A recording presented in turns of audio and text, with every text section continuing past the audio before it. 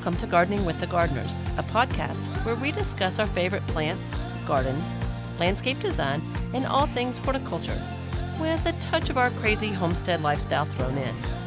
I'm one of your hosts, Matthew Boone Gardner, a horticulturalist, landscape designer, and fourth-generation owner, operator of Boone Gardner Landscape. And I'm Hope Gardner, Matt's wife, a horticulturalist with our local county extension office, as well as a landscape designer with the family business. And together, we make up Gardening with the Gardeners. Finally, we're back. I know, it's been forever. Way too long, and But life has gotten in the way, once again. yeah, it's bothered us that it's taken so long, but here we are. Well, so first it was the flu. You had the flu. Well, no, first Lily brought it home from her leadership, what do you call it? Yes. Thing. And you got it. And She then got I got it. Yeah. And then it was Christmas Yep. and the holidays, basically, with New Year's. Then we got colds again after that. Yep. And then we all had a head cold. Yep.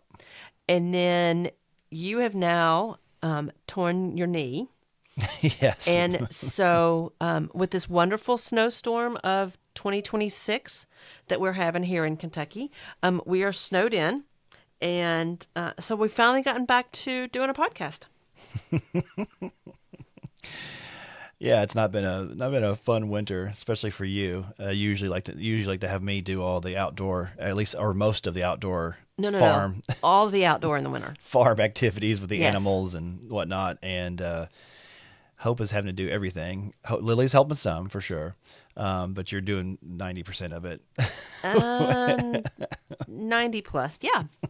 So what does that entail here on the farm? So in the morning, we are lucky enough that we have a automatic solar panel door, so the chickens go out in the morning. But of course, yesterday, right when they're calling for all of the Negative bedlam breaking temperatures. out and snowmageddon, the door decides to not work. You couldn't get to close. So we're trying to figure out what's wrong with the mechanism, not charging or something, but There's always something. it's always something. But they still need water, which is now to the point where it's not breaking water in the water buckets because it's full. Frozen solid. It's frozen solid. We're having to take hauling hot water out to try to thaw it. And then we change water with the rabbits twice or three times a day when we feed them. And we have to go out and let the ducks out in the morning and give them water and food. And food. So that's the first thing in the morning. And then mid-afternoon, I just finished going up to the barn. And again, it's breaking water for the pasture that has all of our female dairy goats in it. And then water for the back pasture, which we have the horse, the two miniature donkeys, and our male goat. Mm-hmm. And they don't understand if I go up there and not feed them. So whereas I would usually feed about 5 or 6, well, it's about 2 o'clock today because they're like, you're up here and you're feeding us and it's cold. So Well, and you had to take a pickaxe and break up their water. Or luckily we got, several years ago, we learned the hard way. We got water hydrants installed close to the water so we could actually put fresh water in the middle of wintertime. which I do love my frost-free hydrants now. Yes. And I will say, anybody that's listening that has a farm and frost-free hydrants, get the the corrugated landscape, the drain tiles. Oh, yeah. We'll use a section of the 4-inch black, like the same stuff we use to extend downspouts on landscapes. I figured out like you would cut small sections, maybe 6 foot, 4 foot, depending on what it is. And we'll like stick that on top of the hydrant and then, or underneath it, and then run the hose straight to the water. So it funnels water into... Yeah, directly to the trough. And it makes it And really you nice. don't have to worry about water hoses, unscrewing them when it's freezing cold or screwing them back on, getting the threads just right. Yeah. You just stick it under that faucet and let it just It works better than that. One hydrant, we have a small section, like a 3 foot, 4 foot section. Well, it was a little bit longer than that of hose.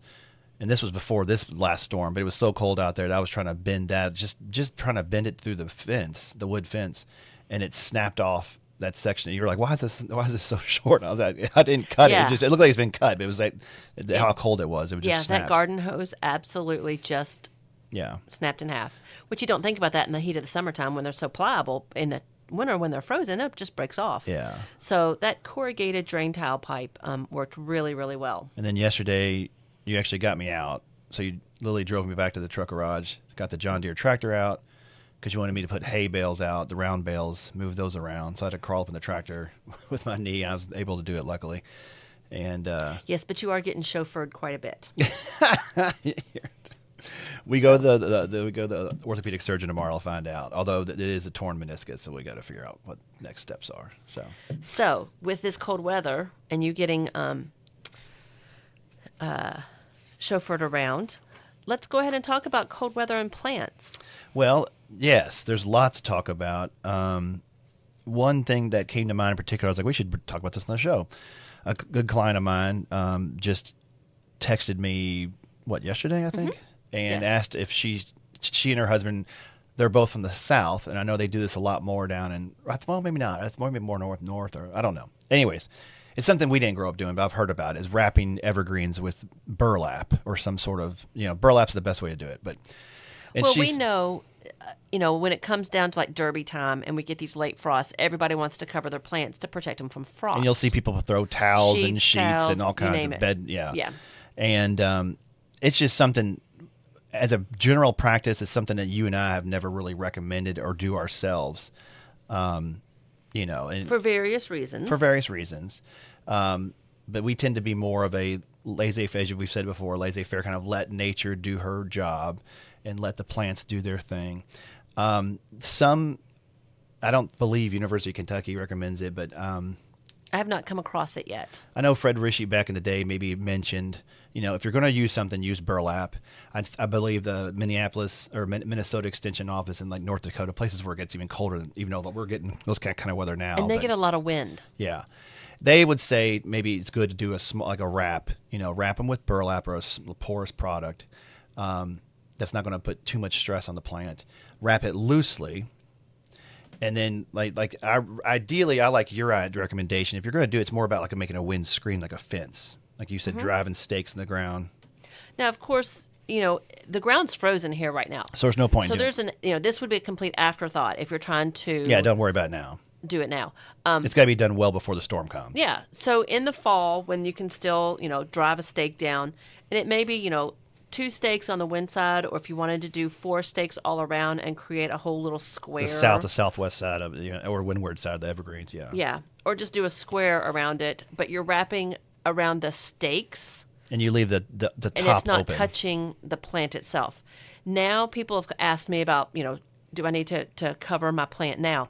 Well, with the snow, the weight of the snow and then the potential ice that we're having, I don't want that additional weight resting on the plant.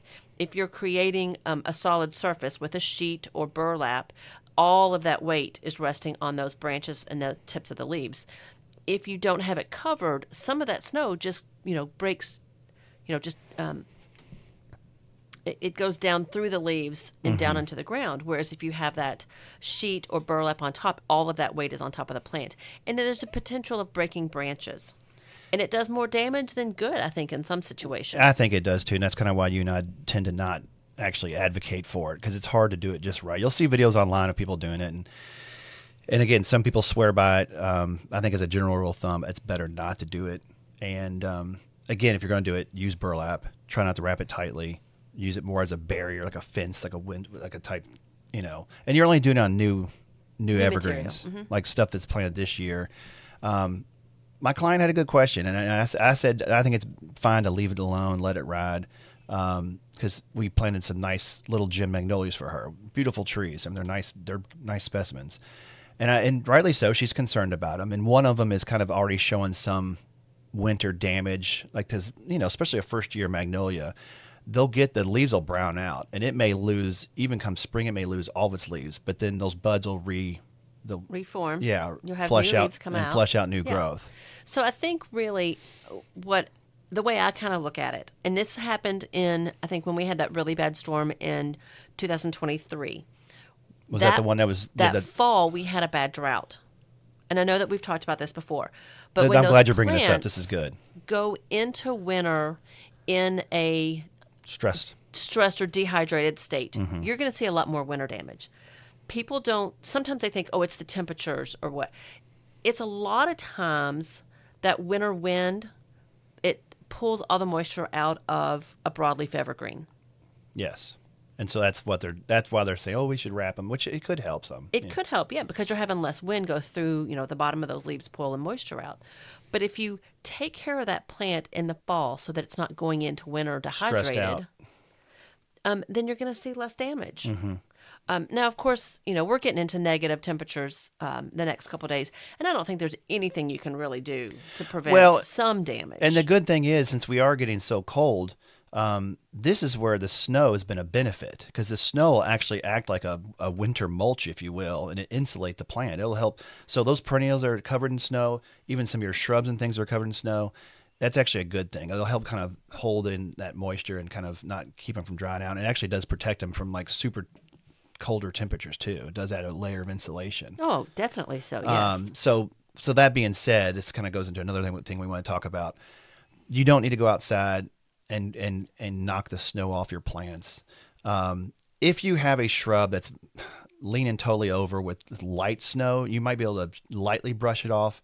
But again, whenever clients call me and you say the same thing, I say leave it alone. Because especially during, like, we're lucky. I think our son was at UK. He said Lexington had more ice, is what you said? Yes. So yeah, we haven't gotten the significant ice that some of the counties and towns south of us have. Yes, and with ice, you definitely don't want to touch the plant, even though you may see a crepe myrtle or your arborvitae or on and on and on, leaning completely over and doing a curved, like touching. Yeah, they're touching the ground. Yeah, touching the other side of the ground. I mean, I've had river birch, huge river birch that totally bend over, end up being like a weeping tree when they're not supposed to be. And it's better to leave those branches alone and not try to knock off that ice, because you'll actually do damage to the tissue. Yes, you can. Yeah, so you'll actually can do more damage instead of just letting the tree thaw out naturally, and it'll come back up. You may have some damage. You may have to trim some things, damaged or. Yes. Yeah. So, trying to explain that to clients, if you put a leaf of lettuce in the freezer, when you bring it out and it thaws, all of that frozen tissue on the inside, you've got cell damage, and that's what becomes very wilty. And a lot of times, if you have evergreens or leafy material, if it freezes, if you don't touch it, because those plants are normally they're accustomed to going through winter. Yeah. Don't touch it and let it thaw naturally. You're not breaking those frozen cells. That's it. If you go through there and you are manipulating cells that are frozen, the chances of you doing interior damage is greater than if you just let them naturally freeze and thaw like they expect to do. And that's why we're back to what you and I always say. A lot of times it's better just to let nature run its course and do its thing, and just sit inside, drink your hot cocoa or coffee or tea, and just relax. Yes. Now, I think also it needs to be said, and you and I talked about this before the show, right plant, right place. 100%. So if you know that there's a broadleaf evergreen that you love and you want it on the southwest side of the house, knowing that that's the side that we're going to get most of our winter winds and damage, that's not the right place to put that plant. Yeah, you want to put it on someplace that's going to be a little bit more sheltered or protected. And I think a lot of times, we really want southern plants here. And sometimes we're a little bit too far north. We're pushing the envelope. We are. So we have a perfect example of this on the side of our garage. We have a beautiful Akuba. Yeah, it's that gold dust. And there's a lot of places, even in Louisville, where they have these warmer microclimates, and the Akubas do gorgeous. I mean, they're big, beautiful, evergreen. This one has splashes of bright yellow on it. It's a showpiece. When we planted it, we put it on the side of the garage that it's a lot more protected. Facing, yeah. And even in that snow or that storm in 23, it got burned, it got damaged, but it did not. It was amazing. I know it didn't. Yeah. Yeah. Where a lot of plants were, burned all the way to the ground. This is an example of a plant that really should not be growing in our zone. It's at least one zone further south. Especially when we have weather like this. Yeah. And weather like this is really kind of pushing that envelope. And I looked at it this morning when I walked by. Those leaves are definitely, they're curled in. They're curl wilted down. They almost they almost shrink up, saying like, "Let me hold my moisture in." Like, they're saying, "I'm cold," and I'm like, "Baby, I'm right there with you." But because we have it on that north-facing side, and it's in the right place, it's not getting that crazy wind or not as It much. does well. It is, it's an example of putting the wrong plant in the right place. No, it's not the wrong place. Well, because it really shouldn't be in our zone. But Well, we're doing but a really good job. I remember before we had our awesome Akubas and stuff, like Margaret Culp, she was a great gardener and well-known feature in the gardening Horticulture, scene yeah. in Louisville, and great client as well. And she had, it was the most beautiful Akuba I've seen on the side of her house. But again, right place. I think she had it there for like 30 years. And But this it was thing a brick like house. 6 foot. Oh yeah, it was spectacular.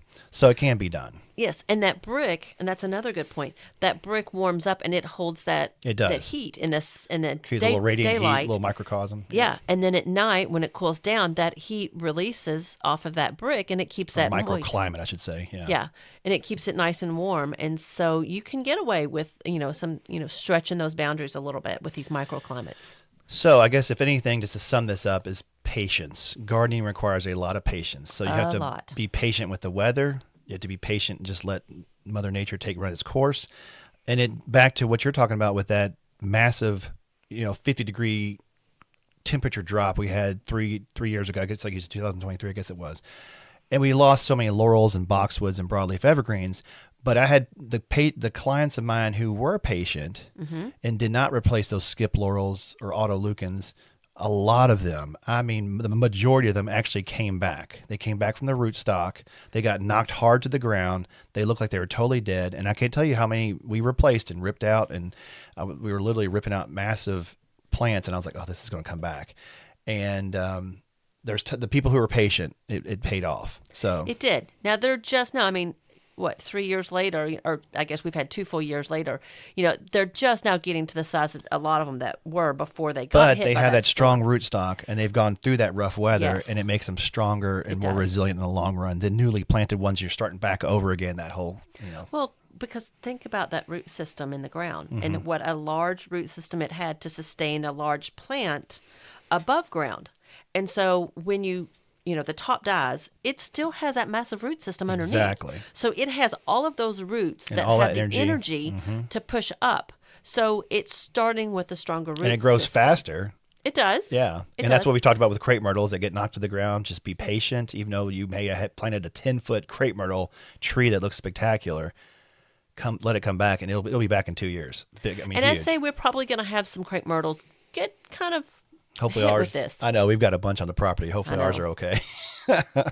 We'll let you know later on. But Exactly. yeah, that'll be a nice spring podcast that we'll have later on is how to handle these crepe myrtles that all have gotten. Exactly.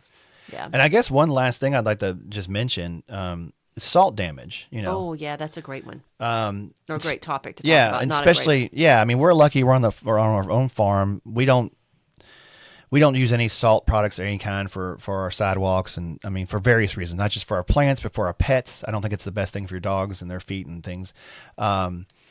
If you live in town and, or a neighborhood where you're required to clean your walks or use salt, or the HOA or the metro area, or they may salt the roads or the sidewalks if you have, city-owned sidewalks. And if you have, boxwoods or other plants that don't like that planted close by, it can cause a lot of damage. Yeah, salt can cause a lot of damage. And, it gets on the plant, it burns the foliage, it gets in the soil, Yeah. changes the pH. pH. And so one thing you could do is that's back to where we're wrapping. If you had if you're in old Louisville and the city of Louisville's gonna be spraying salt all down those streets, and you've got like one of these cool boxwood gardens in your front yard, which I've been known to put in all over the place because they look great in those old houses.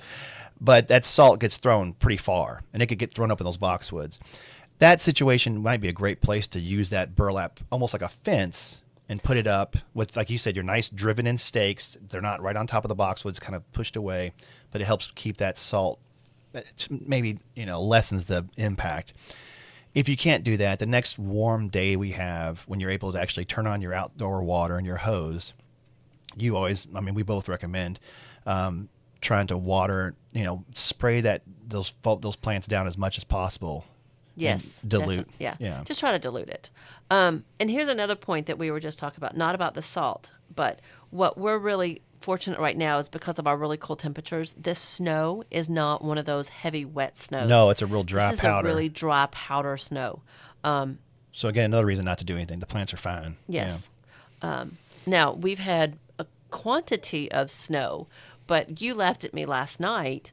I get the gas blower, and I, instead of going out there with a shovel and trying to shovel snow, this is so light. It works with this snow for sure. You can get a blower that you use to blow leaves or whatever, and you can literally blow the sidewalks off so that you're not having to, use all of that energy. And because I know they do talk about, a lot of men that go out and try to shovel the driveway end up having heart attacks. I know they say. I don't know if that's urban legend or not. They say what is the number one source of heart attacks in old men is shoveling snow. Yeah. It is. It's very hard work, as everybody knows. It's very hard work.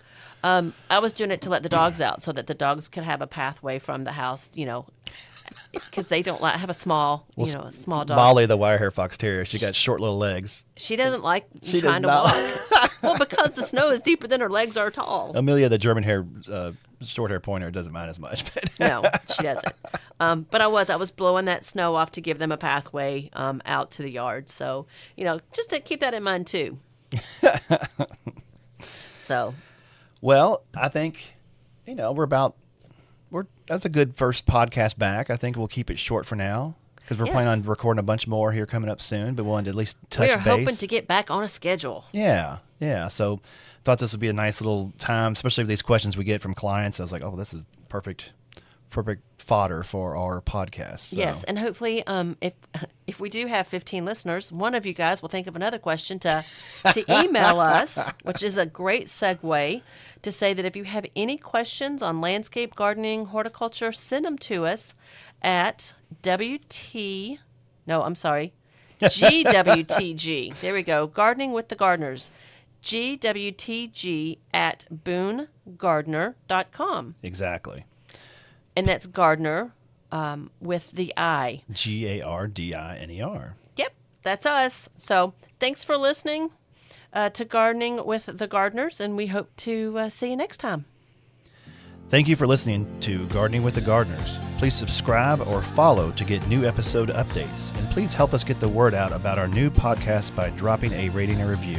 And to reiterate, if you have any questions on landscape, gardening, or horticulture, please send them to GWTG at BooneGardner.com. That's Gardening with the Gardeners. And don't forget, Gardner with an I. Thank you for listening to Gardening with the Gardeners. We'll see you next time.